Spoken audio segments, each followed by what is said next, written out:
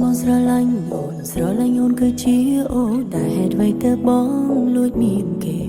แต่เลี้ยอยู่บนหน้าพรำโอนบานเตเอาไว้โอนบานอ้อมชัดบอกทางวิมันเป็นเตบอกมันบานสระลังเกกรุกอย่างคือมันโดดบ้องกัดรบอันคณีธรรมดาเกนุตรมชีมันให้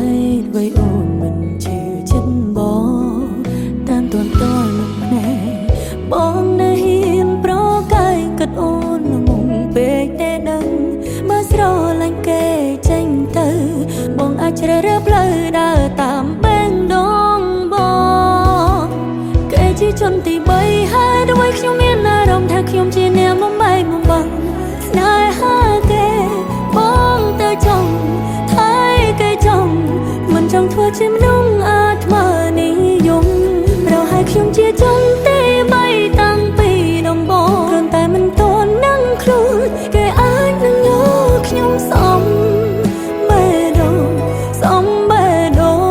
ងដែលកំពុងឯកា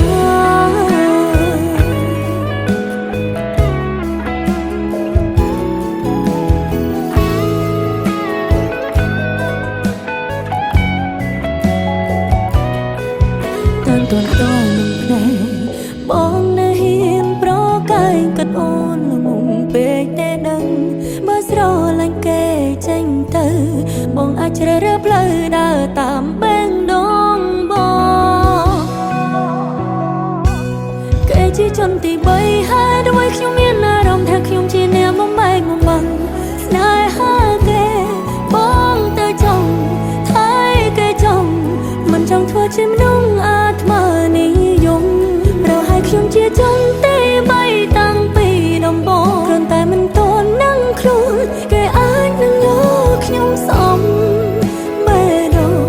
សំបេះដូងដែលកំពុងឯកា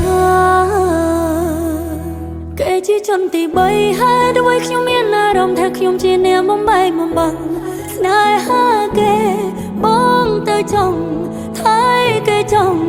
មិនចង់ធ្វើជាមនុស្សអាត្មានេះ